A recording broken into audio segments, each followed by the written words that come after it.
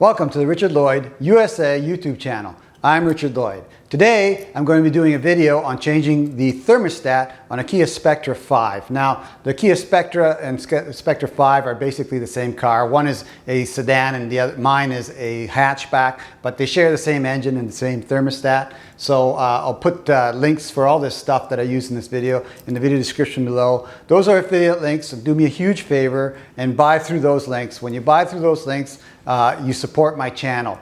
And bonus for you is that they don't cost you any extra than going straight to Amazon or eBay, number one. Number two, you get the same parts from the same suppliers that I bought them from. Therefore, you will have the same tools and parts that you see in the video.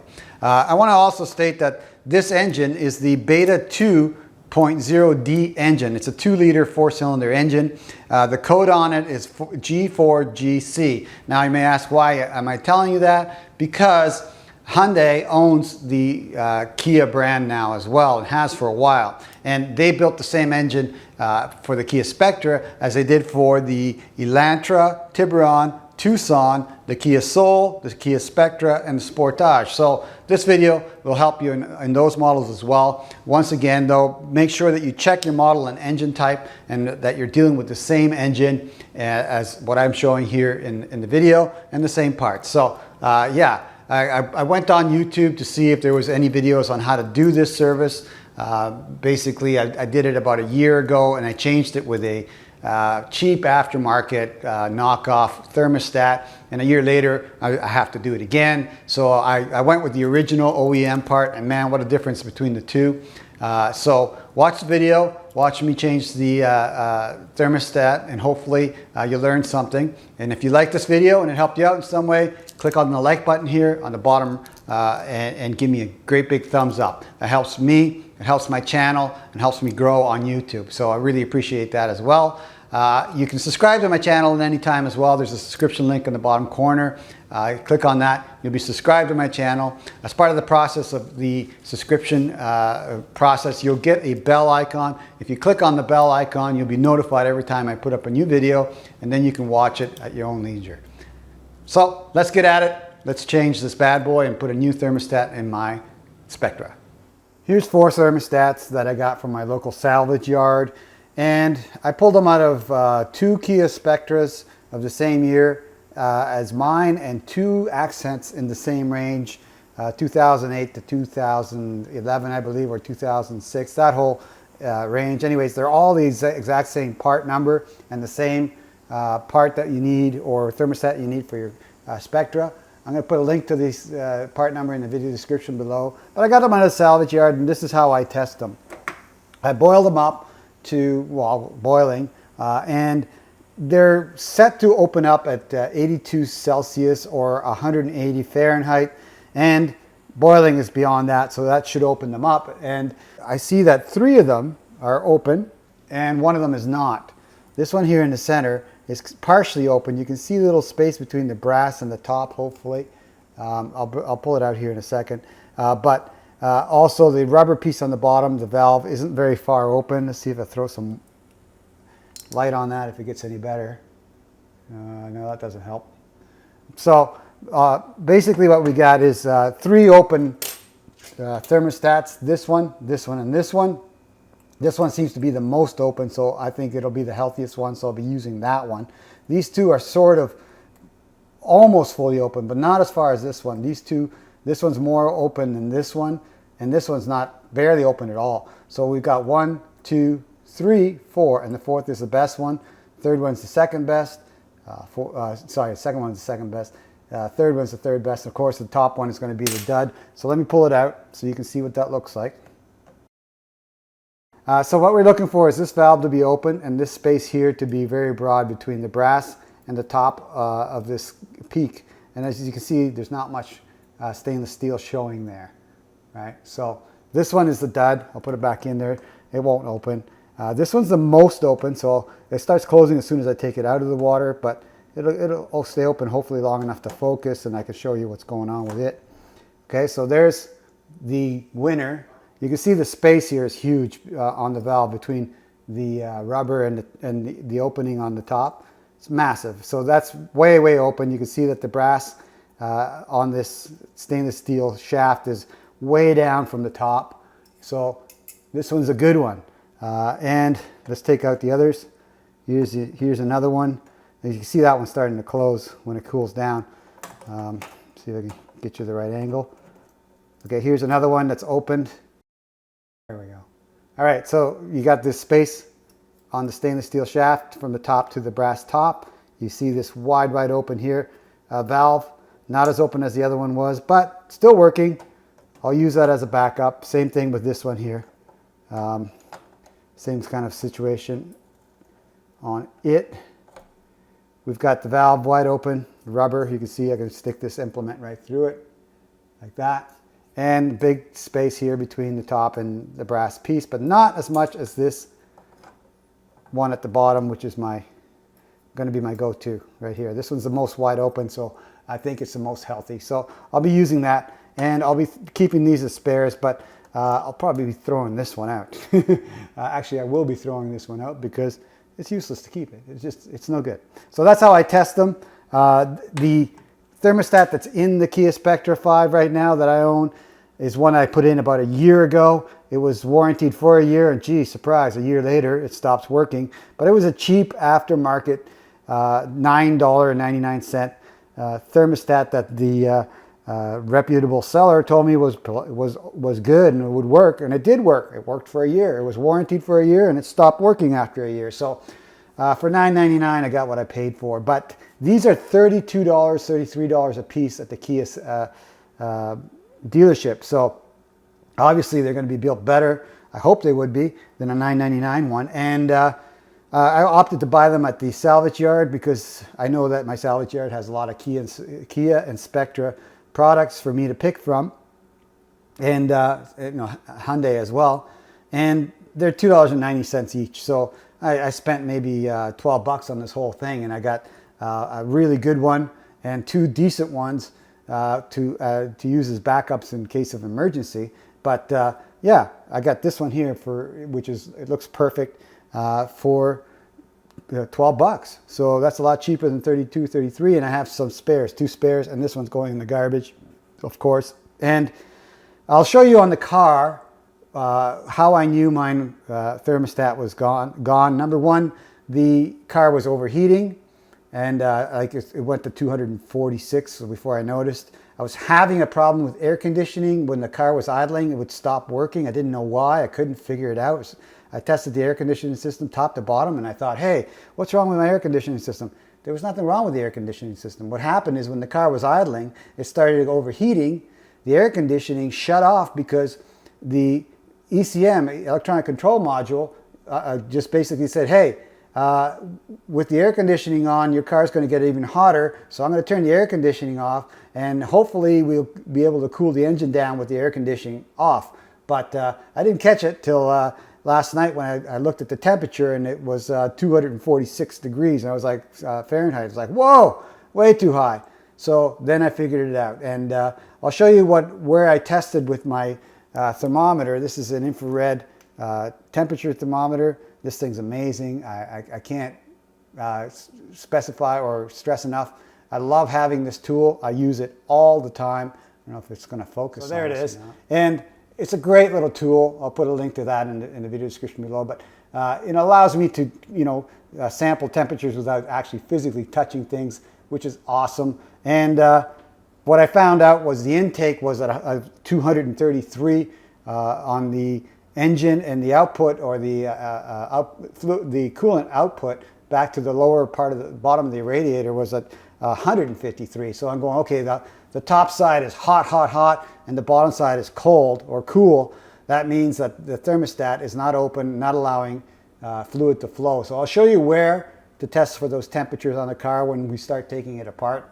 And I don't want to do it again, overheat the engine. You don't want to overheat your engine in any case. So I'll leave it alone, and I want to work on a cool engine as well. So let's get at the car and start taking it apart and then putting this thermostat into it. So we're looking at the radiator cap for the Kia Spectra here, and you probably can't read it. I'm not sure whether it's going to come into focus or not, but it says caution, never open when hot. So if there's any heat in your engine at all, if it's been running, at all, if it's warm and you can feel the heat emanating from it, or you can feel heat on the cap or on the radiator, anywhere, do not work on a hot engine. Do not take this cap off your car unless it's been sitting, standing still for 3 to 4 hours. It should be like, totally room temperature cold, or cool, or, whatever your ambient temperature is, it should be the same. So do not open this up. If it's hot, warm, whatever, let the car cool down so that it's just room temperature, and then you can take it off. Other than that, we'll just take it off. And it's a two-stage process. There's one unlock, and that's the safety. Now, if you open it like that and liquid starts flowing out, then shut it back down quickly. There's still pressure in it. It's still hot.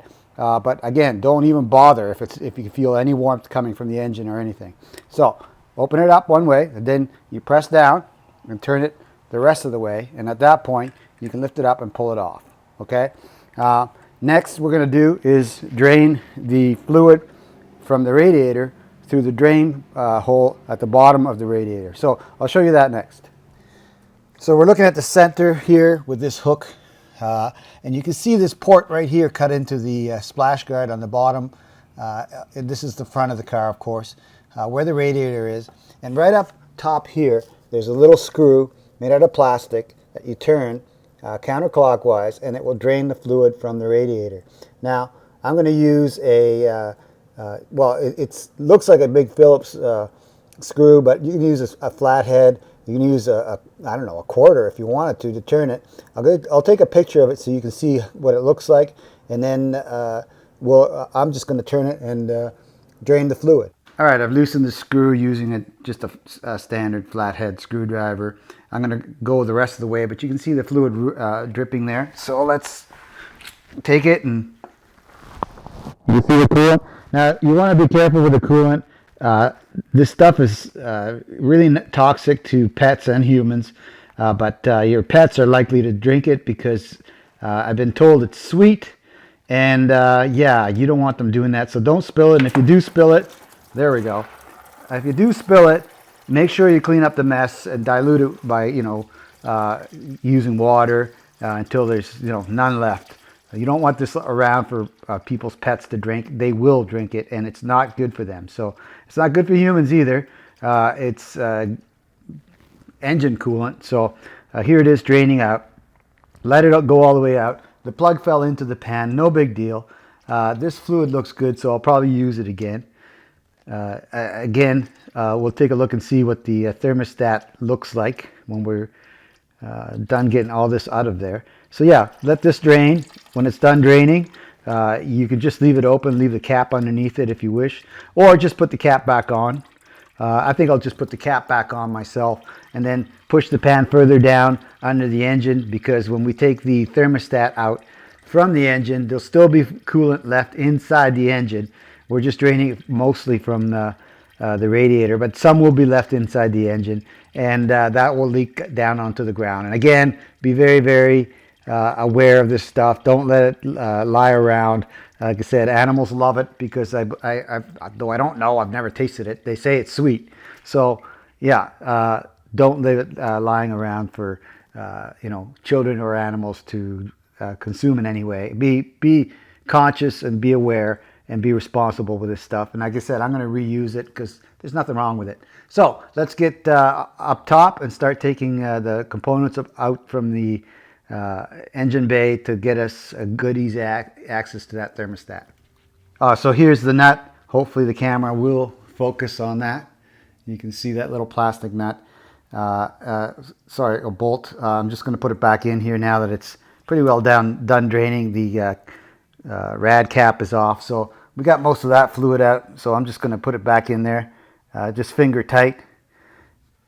Remember, or maybe actually I'm going to go full tightness, as tight as it was when I took it out, as we're done draining from that portion of the engine anyway. So let's push that out of the way, down further in. Take my flathead screwdriver in here. It's got to be fairly short. There we go. Snug it down again. Again, it's a plastic bolt, so don't go too crazy on it. You don't want to mangle it. You just want it to be snug and tight.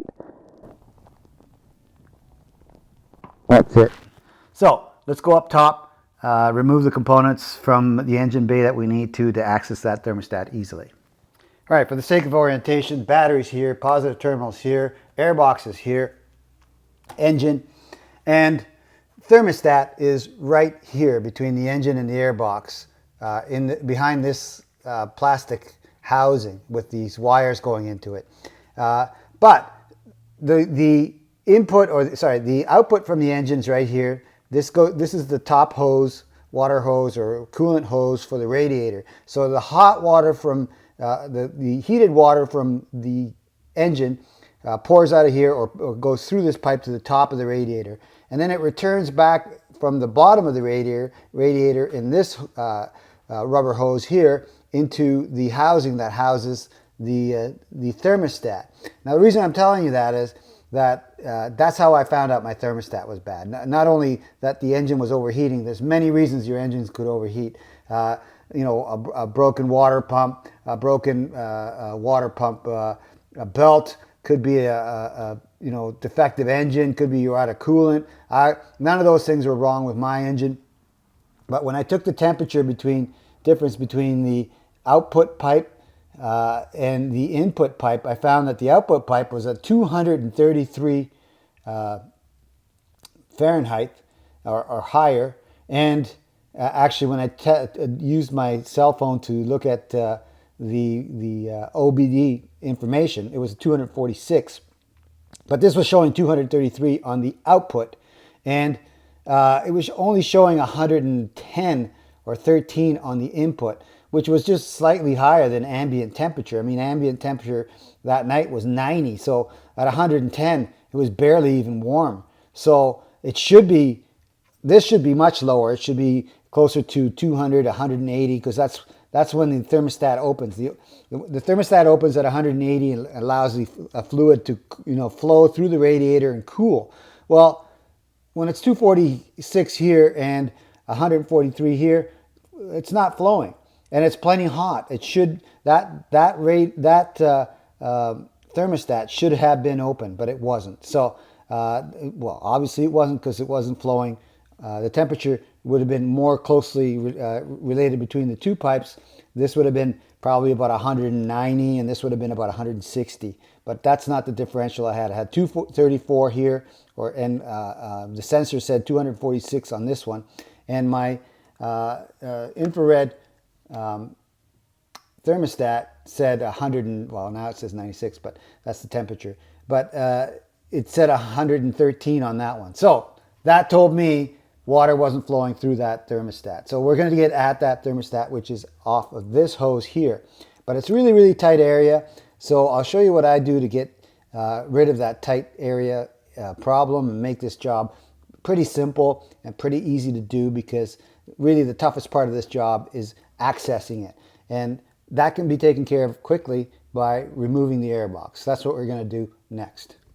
So by looking at this, I've noticed that really what I need to remove is the lower portion of the air box, not the entire air box. So what I'm going to do is lift this portion, the upper portion of the air box, out of the way. The filter will be underneath that, and I'll show you how I do that. I'm going to loosen this ring here, this securing point, and that's a 10 millimeter socket, or a Phillips if you want to use it, and basically it loosens the tension on this ring and then allows this to swing up. So that's what I'm going to do on that. Just loosen it up. There we go. And you don't want to overdo it, because then you don't want it to come off, and you don't want it to fall into the engine or anything like that, or into the engine bay. It won't fall into the engine. But yeah, so that's nice and loose there, just like that. There's two clips on the front of the air box, here and here, and then there's two tabs on the back of the air box. So what you do is you lift up the front and then you move it this way. So but there's a wire on the back of the air box that I'm going to show you next before I do that. So because it needs to be unclipped from the air box so that we can move this up out of the way. So there's the wiring harness, and most places it's zip tied into some clips, but on the back of the air box, this one here, this is the one with the blue tape on it. You can see that it has just a normal plastic clip holding it on right there. So what we're going to do, and that's a nice design because we want that to come off. So we go pull it out of the clip, just snaps out of there. Now that wire's free, and you don't want to put a lot of tension on any wiring on your engine or your engine compartment or anything. So now it's free. I can lift the front of this housing up, pull the two tabs out, and let's see if you can see it. No, you cannot. Let me show you what's going on here. Zoom out. Okay, so you'll see now that when I lift it, all this rotates, including the where the pipe goes into the intake for the engine. So that's what we want. It's nice and loose there. So all I'm going to do is just lift it up and move it out of the way like that. Okay, that is enough. If you look over here, to allow us space to take the bottom of the air box out and give us access to right here where the thermostat is. So take the filter out of the bottom of the air box. That's it, or the bottom air box. And now I'm going to give you show you a better angle. I'll show you the 3 bolts that got to have to come out for the air box to be removed, and then we'll be able to remove it and get access to that area, so we can remove the wiring harness over the thermostat and get at the thermostat real easy. So we're looking down into the air box. You see 1, 2, 3 bolts that have to come out for that to be removed. Pretty basic. So I'll use my driver and take those out. Again, you can use a socket or a wrench or whatever you want. You don't have to go this way. It's just real fast and easy for me, that's all. And that's a 12 millimeter, not a 10 like I was trying there. Woo, been a long day. Here we go. You see why that's handy. Okay, so that's all 3 loosened up. And then this air box is fed air through this corner. So what we're going to do is lift it up and move it in that direction. So lift it up, wiggle it out in that direction, and then you can see the opening that feeds into the intake, air intake for the car right here. Hopefully you can see right there. It's pretty dark. There's the intake, and it goes in right down here. But I'll get you a better angle or a better shot of where this fits back in. And yeah, let's just take it out. Basically, at this point, I left the bolts in the holes that are in it. So there, that's out. Okay, it's tough to show you it, but there's the opening for where that air box basically slots into the car right here. So it's pretty evident. It's pretty simple to put back in. Just basically slides back into that port. All right, there's a wiring harness that spans from here all the way across and in front of and on top of where the thermostat housing is. So what we need to do is remove these wires and this harness so we can pull it back out of the way and get at that. Now it looks really intimidating, but it isn't. It's really quite a neat little system they got together to get this to work. So we're going to start by taking out this wire here. So I'll zoom into that wire. So this is my favorite connector in the car, or one of my favorite connectors, electrical connectors in the whole car, because it's so easy to work with. There's a little tang here. We're going to release the connector from the bracket, because we're going to remove the bracket in further down the video. But right now we're just taking the connector out of the bracket. So there's a little tang on the bottom. Push down on the tang on the bottom and just slide the whole assembly out like that. Then you see this metal bar across the top. All you got to do is push down on that, like so, and separate the halves. So that's what I really like. I like the locking mechanism, pushing down on that metal bar to unlock it. Beautiful. So there's the connector undone. Next we're going to move on to the next connector we need to remove. Okay, so for orientation, I'm just going to move the camera over to the next one. So back it off a little bit here. There we are. And you can see where the other actual connector that we need to take off is, which is right here.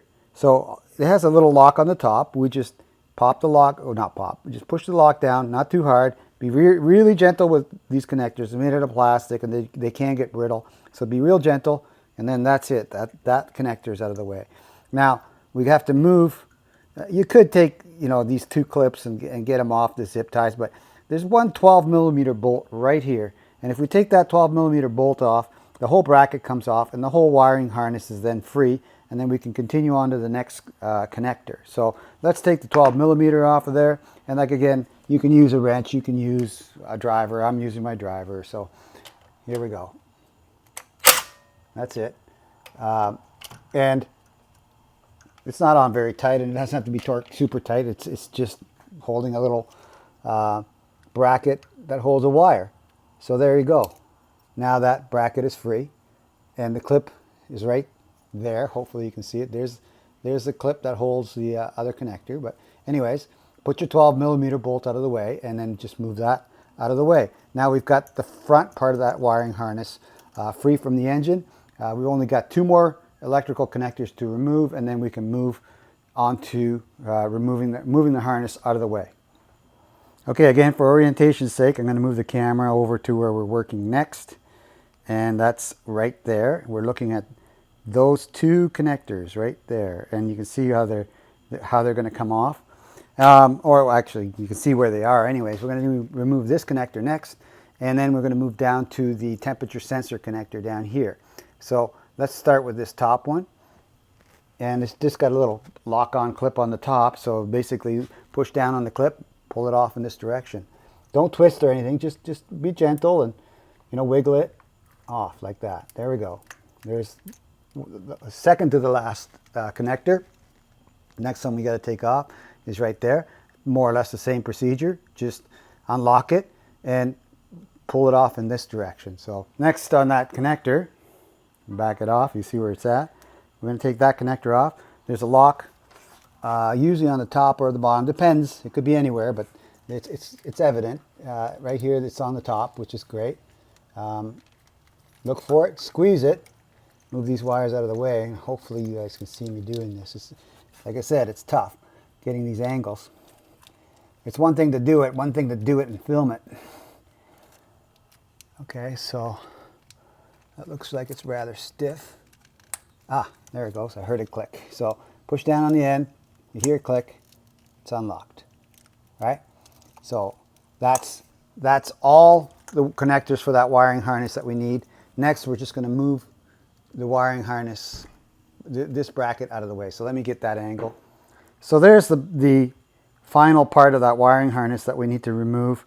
That's this unit here, and it just pulls off. And so we're going to do that right now. Just wiggle it off like so. That's it. Just a snap on, and move it out of the way. And now we can actually see the thermostat housing. The thermostat is behind this housing here, and there's a gasket on it, and 2 12 millimeter bolts, nuts, and you're going to have to use a deep 12 millimeter socket to get at those, or you could use a wrench if you wanted to, but I'm going to use my 12 millimeter and take those off. There's also lock washers in front, so make sure you don't lose those as well. So be cognizant of that when you're taking these 2 bolts off. That's where we're going next. We're going to take these 2 bolts off. Okay, now we're looking at the thermostat housing and the 2 bolts. I got a better angle here. So you can see those 2 bolts right here and here. That's why we moved the harness out of the way, because we needed to move that thing to get at them. This harness covering actually goes through on those bolts. It hangs on those bolts right here. So we got to get those nuts off these bolts. So using a 12 millimeter, you could use a ratchet driver. I'm going to use my impact wrench again. Again, only for taking these things off. Actually, I'll just use my standard wrench. And again, make sure you got your pan underneath. This is going to drip out some fluid when we do this. And I'm not going to, I've already drained the radiator, and I took that fluid from the radiator out from the pan and dumped it into a clean container, because I'm going to reuse that. But you can see that this fluid is going to flow all over the dirty engine, or the engine has some, a relative amount of dirt on it. I don't want to reuse dirty coolant. So this stuff is just going to drain into the pan, and I'm going to dispose of it. So here we go. And when we put it back on, I'll tell you what the torque specifications are, and you can torque it to the right torque. I will do it too. And that's where having the manuals handy. So there's one. I'm not fully taking that one off. I'm just going to take this one off now. There we go. Yeah, and I think in this case the standard ratchet is perfect for the job. Yeah, hopefully you guys can see all that. But there's the nuts, and the washers are there too, the lock washers, so don't lose those. So yeah, at this point I think we can get that off by hand. Maybe, maybe not, let's see. Yeah, so I'm just using the deep socket as a lever, or basically to help me take that nut off. And keep watch for the lock washer. You don't want it to tumble into the engine bay. It's no fun to go finding that stuff. So pretty well near the end of that. That one's almost off. And a lot of the time when you do this, the seal will break and you'll have the fluid coming out already. But mine is, I put this on last year and I did use gasket sealer. So yeah, so there's the nut and the lock washer. Don't lose those. Put them away in a safe place again. Oops. Like I said, it's one thing to do the job. It's one thing to do the job and film it. So anybody you see doing car videos, they have to struggle with the fact that they can't put their head where their camera is. So it's challenging for sure. But I'm happy to show you guys how to do this because I think this is a valuable video. I've seen others where people try and do this without taking the airbox off, and I was just like, oh my goodness, it's like 10 times harder to just take the 3 bolts out or the couple of bolts that you need to loosen out to get the airbox out to do this job. And now it's just so easy. So at this point, we just break the seal, I'll wiggle this out, and I've got the washers and the nut, so off we go. And when I first did this job, I did not even know, this is crazy, I didn't even know what the thermostat looked like because guess what? There wasn't one in this car when I took it off. I was having all sorts of problems with cooling and heating, and I was like, what the heck's going on? So I said, must have a bad thermostat. So I took this off to look and see, there's the gasket, and I found that there was no thermostat in this car at all. I said, no wonder it was running so weird. So when the temperature on your engine is not regulated correctly to 180 degrees Fahrenheit as it's supposed to be on this car, what happens is the computer just goes nuts. It says it's cold, it's hot, it's cold, it's hot, and it has to adjust for the temperature of the engine all the time. Whereas, if it's running at the correct temperature, 180, it just says, okay, I know what that temperature is, and it runs. So I was having all sorts of difficulties. I'm going to take that off now, and I'm just going to use a pair of pliers. I'm not worried about damaging it, as I think it's already toast. I will test it though, and I'll show you the results of that. There we go, and you can see some more fluid came out there.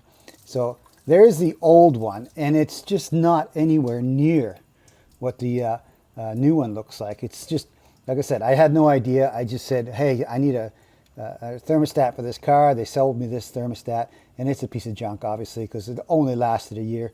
And the new ones look so much better. And I'll do a comparison of the two here in a minute. But the next thing we're going to need to do is I'm going to use a straight razor, a little razor blade, and I'm going to clean all this mating surface here off on that and on this too.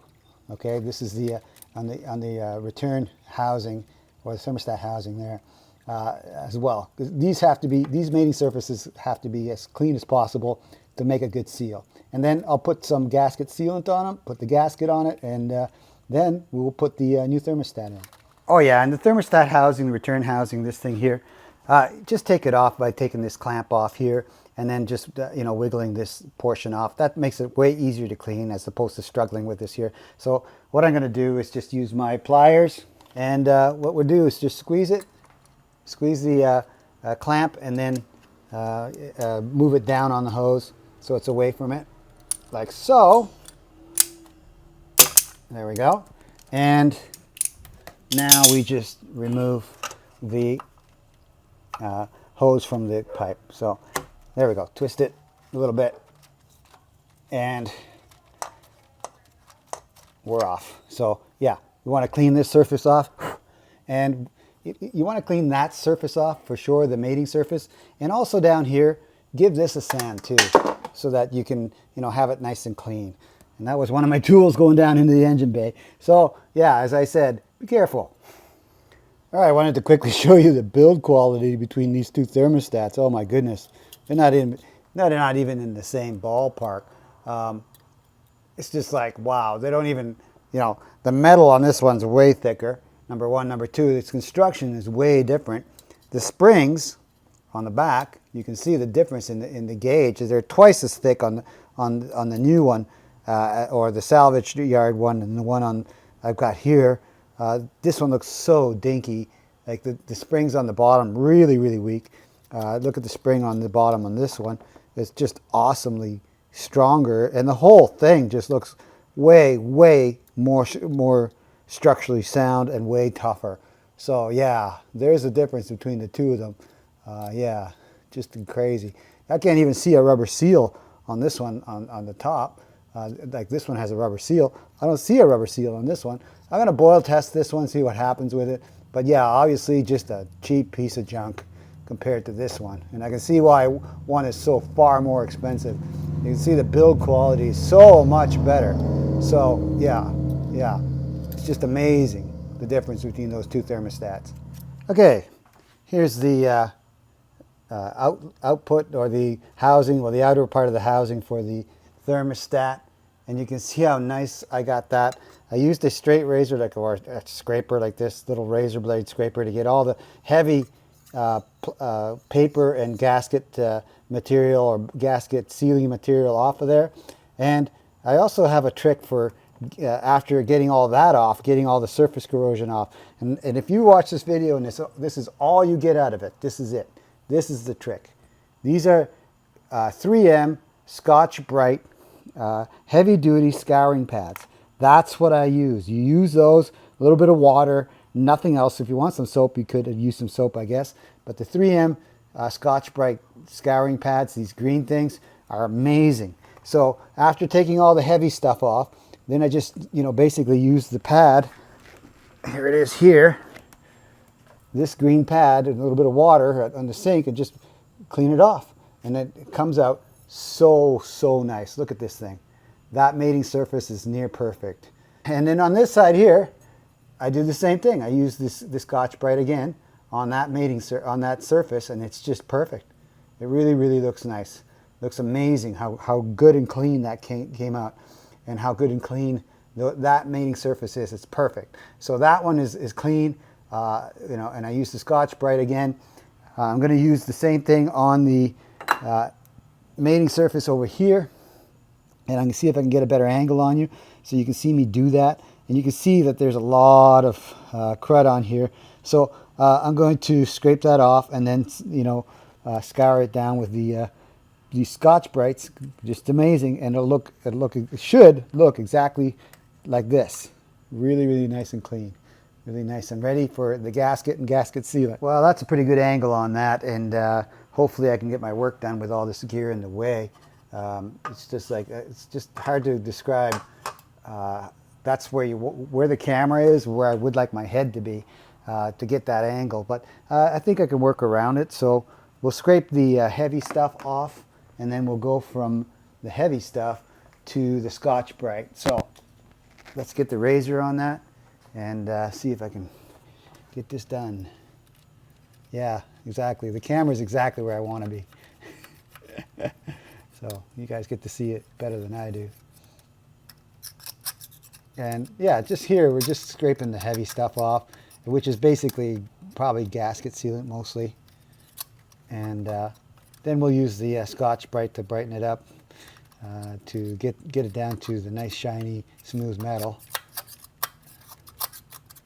But this gets the heavy stuff off,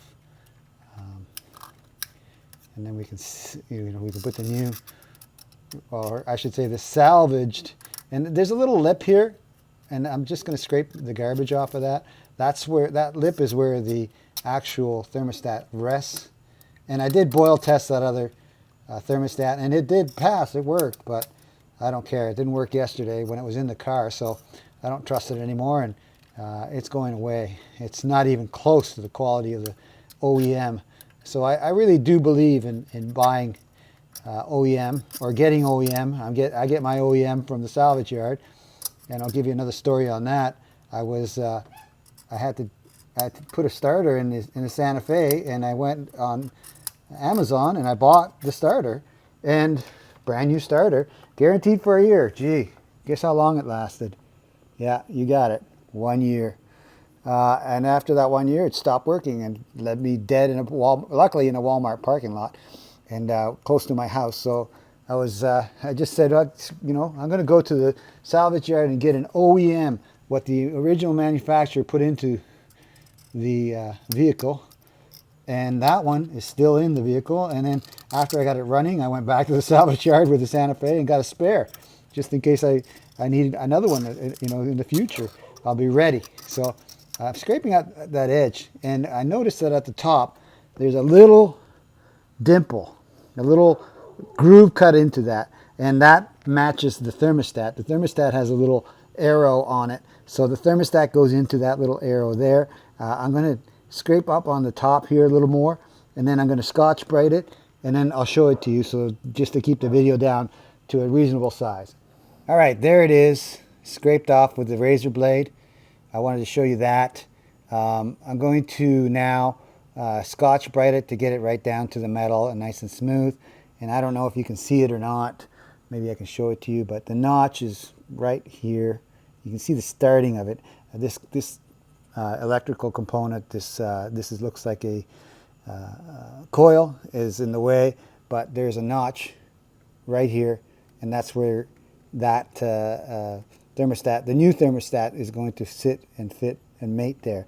The old thermostat I just took out has no notch, so that just shows you. Anyways, they're supposed to be there for a reason, and it's supposed to be oriented in a certain way, and that's where it goes. So I'm going to clean this with Scotch-Brite, and then I'll show you that next.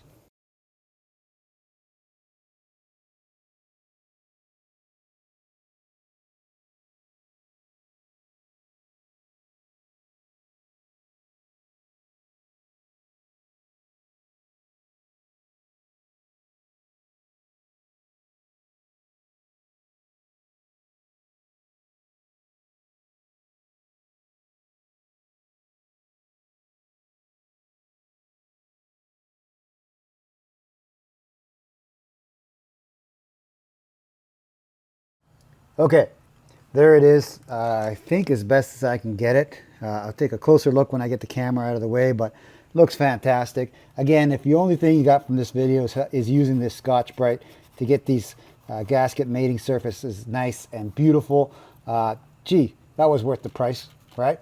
So yeah, as you can see, nice and clean, nice and smooth. I'll dry them off, and then I'll get some gasket sealant and put it on the gasket itself, and then place the thermostat in here with the gasket on it as well.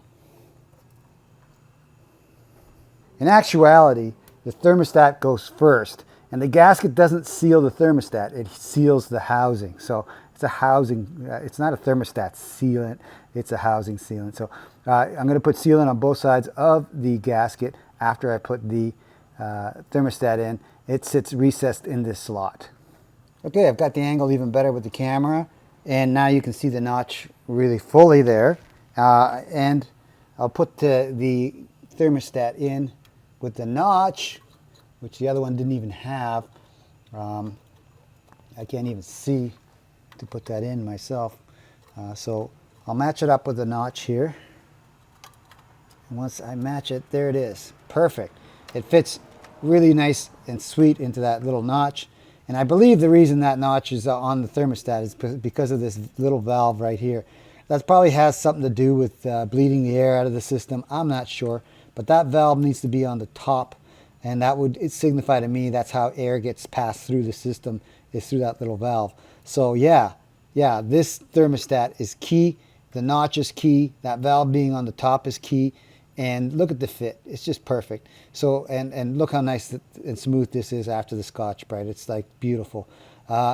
It's a perfect surface. Next, we're going to put, I'm going to put gasket sealant on the gasket, and then slide the gasket on. And then we'll put the thermostat housing over top, and then put the 2 bolts in at the proper torque. And the sealant on the actual gasket will be on both sides of the gasket. You need sealant on this surface and on the other surface, and then slide it on.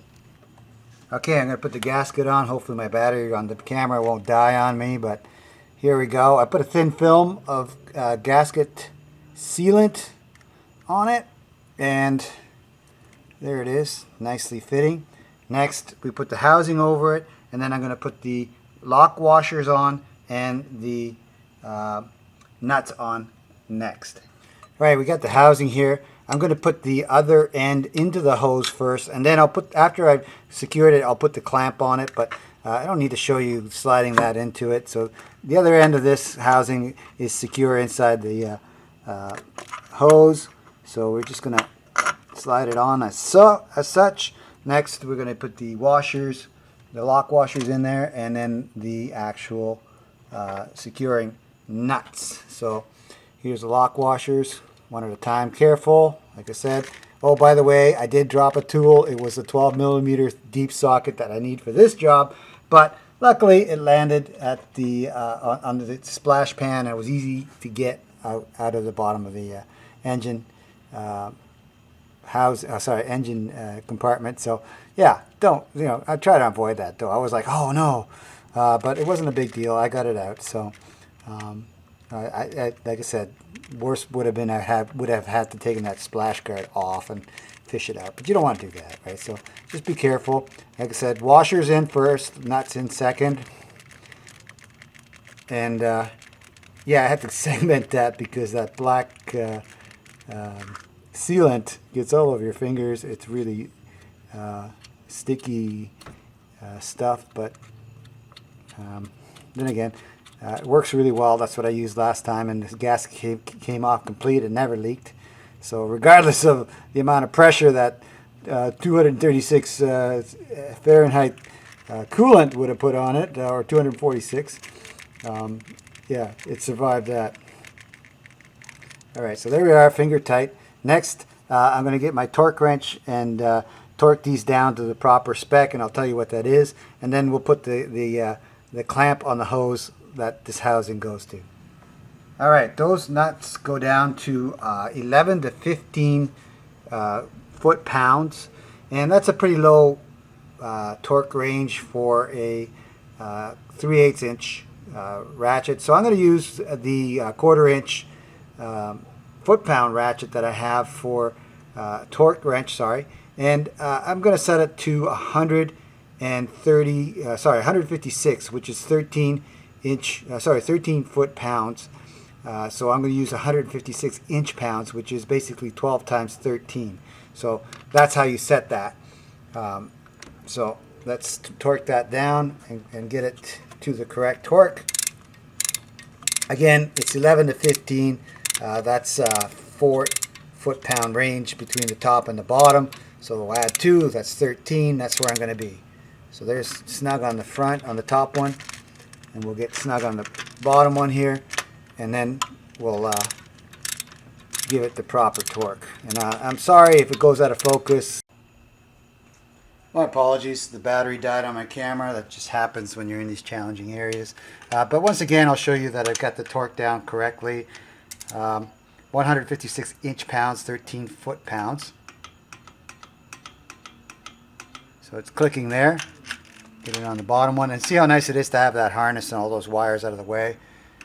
Just beautiful. So that's fine. Next, I said I was going to put the clamp on here in the hose, so let's do that. There we go. Yeah, somewhat. There we go. And make sure that the pipe is all the way to the end here. And then we'll continue on, and sorry if my arm's in the way.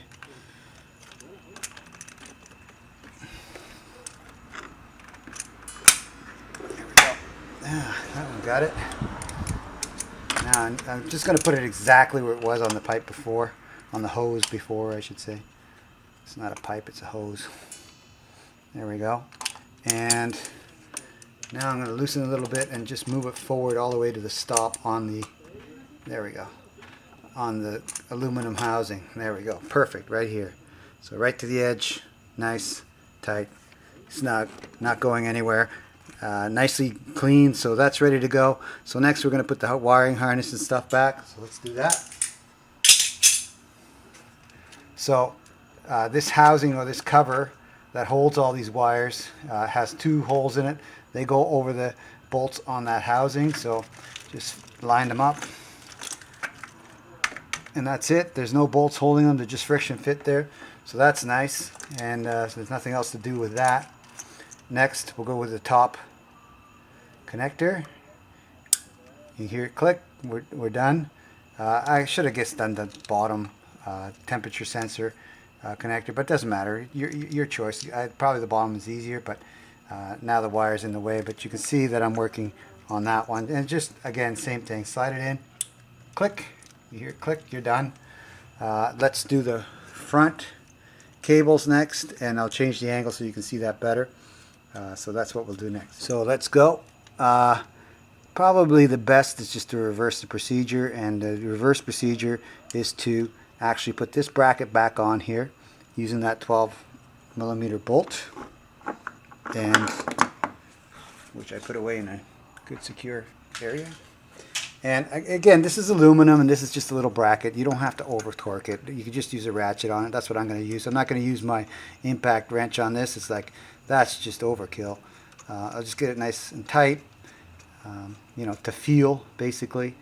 I couldn't find a torque rating on that. Maybe I'll use the same one as I used on the, what do you call it? There we go. The thermostat housing. Yeah, there we go. That's what I'm using on it. There we go. Feels fine. Next, we'll put this top connector on. Boom.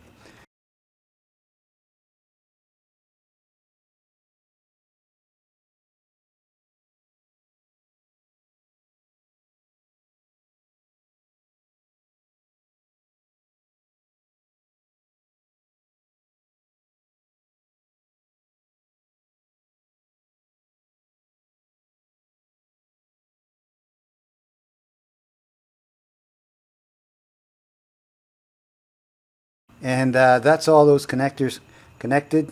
Make sure you got a good secure fitting on them. This is nice and torqued down, and all those connectors are on. Next, we're going to put the sorry about that. I'm going to put the air box back in. Okay, there's a good angle on the air box. I've got the 3 bolts still in the same places so that I make sure that they go to the same, well, in the same place as they came out. And it slides into this, well, let me take this out of the way, maybe you can see it better now. There we go. It slides into this orifice here. Don't know if you can see it, it's triangular. So let's put it in there first. There we go. It's in there. The bolts are on, floating there on top of the their respective mounts. And of course, I always do this hand tight. And, you know, because you don't want to strip these things on the way in. It's a real pain stripping nuts and bolts. And, you know, there's no need. If you just hand tighten them in, they're much better, much less likely to cross thread, because you'll know. You'll see like, hey, it's not threading all the way down. Yeah, that's right. It's cross threaded. So, there. You get a feel for it, right? That one's not feeling great, but there we go.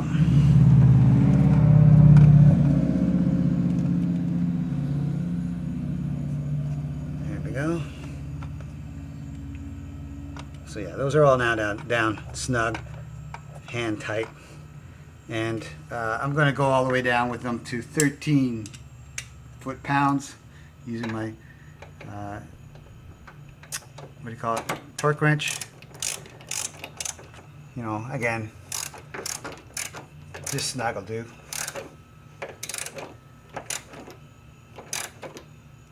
Yeah, that's fine. I'm not even going that far. Probably got about 10 there.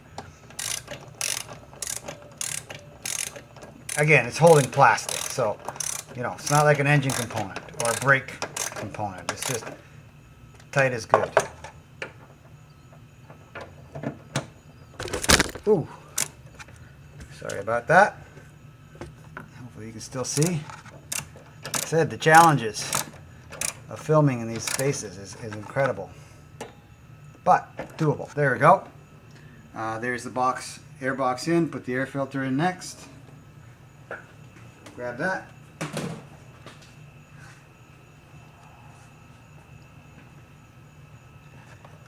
only dirt on that is that which I put on it with my hands, unfortunately, but no big deal, doesn't affect anything. There's that. Next we're going to put the top air box in, which slides into these two little holes in the back, or slots in the back. Let's see if you can see that.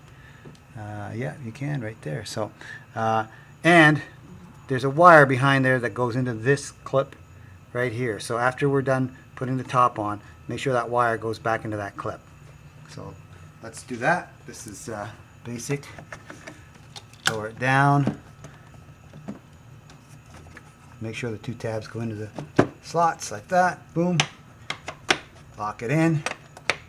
Grab the wire and it just compresses into that clip. So that's it. And next we have to take that 10 millimeter clamp and tighten it down. And then we're done. Well, actually we're not done. We got to put the what do you call it, the coolant in and then test it out. Okay, there's that 10 millimeter nut on, bolt on that air intake clamp, and I'm just going to hand tighten it for now. There we go. And once we get there, we just use the wrench. There's no torque value for this, just go snug and we'll be fine. Maybe. There we go.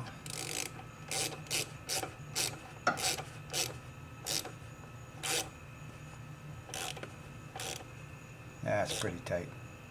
Again, plastic, right? And rubber. Good enough. So now we got to put the coolant in, fill that up, and I'll show you how to check the level as well. And after that, we will, I'll take it for a test drive and report back. Got the funnel in the radiator. I'm going to put the coolant that I captured in from the drain. And I have some more, and mine is mixed 50-50. You mix it to whatever level you want. You can buy it pre-mixed or you can buy it undiluted. This stuff is mixed 50-50. And I don't mind that. I'm in Texas, 50-50 is fine. Colder climates, you need a little thicker. Hotter climates, you need a little thinner. So 50-50 is fine for me. So there's the first jug.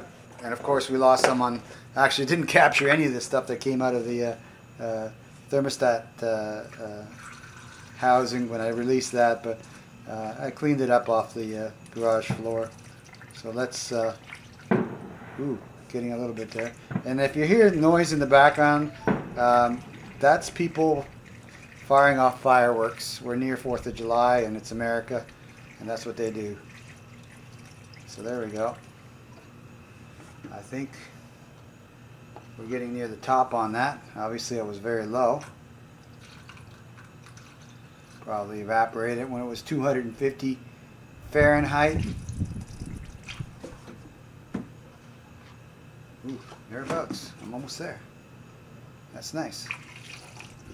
Now once your radiator's full, you cap it and then you check your reservoir, and it should be on the full mark. You know, if it isn't, if it is, then you're fine. But if it isn't, you just top it off. So I'll show you the reservoir in this machine and how I check it within. You need a flashlight in this car, anyways, to see the level.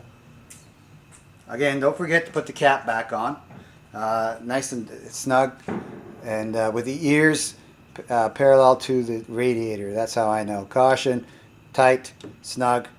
It's good.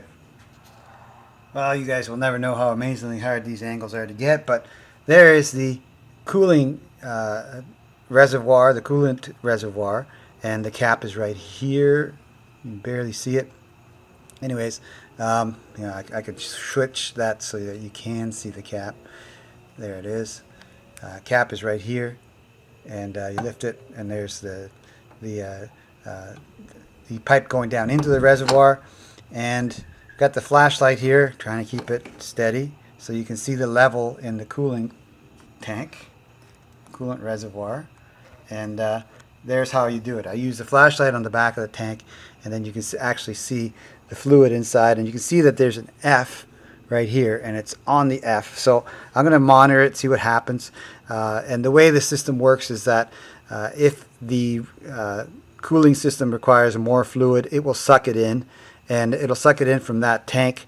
And so after a bit of driving, a couple of starts and stops a day, maybe tomorrow I'll check it after I go on drive tonight, and verify where the level is. So just keep an eye on it for a couple of days to make sure that it stays on full.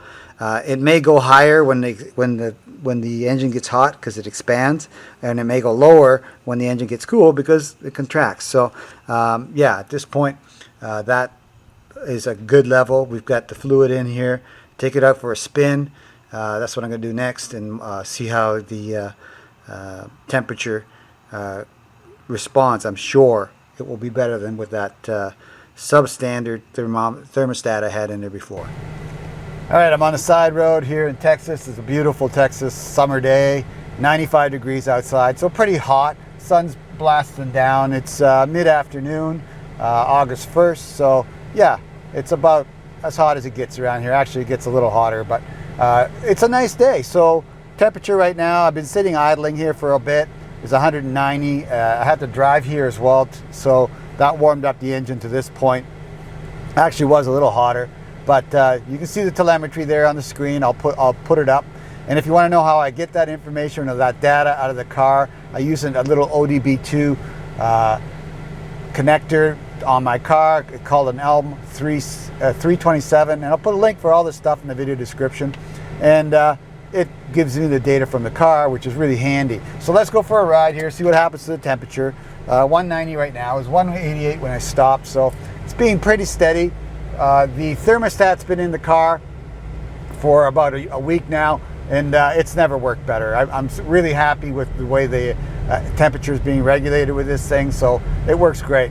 Now, I understand that most people probably won't go to the junkyard and get a spare thermostat like I did.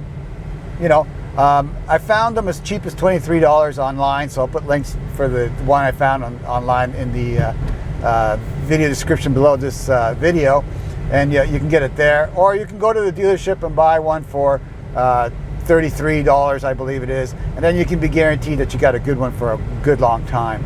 The air conditioning's been working perfectly, so I would say that this repair has been marvelous, and my thermostat's been giving me a bit of a problem for longer than I think I knew, but yeah, the engine and the car have never worked better, and it's amazing.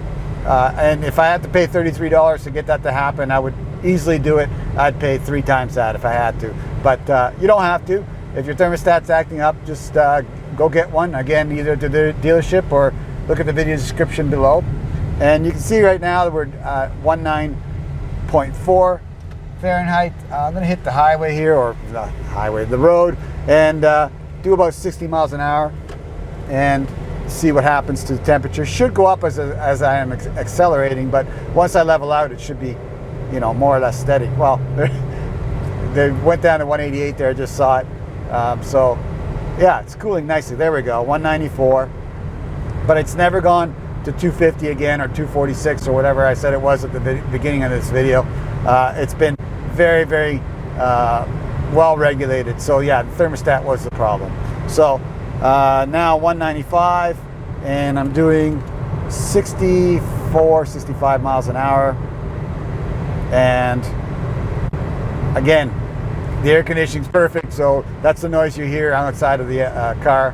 But yeah, when it's 95 degrees outside, you want your air conditioning to work right, and it is currently. So yeah, so here we're slowing down to 55. There's a stoplight coming up, and you can see the temperature starting to go down again. So yeah, it's doing exactly what it should be doing, and boy, I'm happy about that.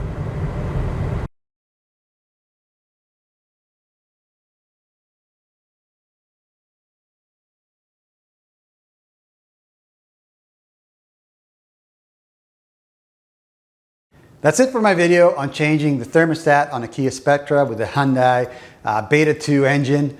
If you like this video and it helped you out in some way, do me a huge favor. Again, click the like button and give me a big thumbs up. Helps my channel, helps my videos on YouTube, and I greatly appreciate it. Also, at the end of this video, you'll see a picture of me. That is a subscription link. Click on that, you'll be subscribed to my channel, and as part of the process, you'll see the bell icon. Click the bell icon and you'll be notified every time I put up a new video.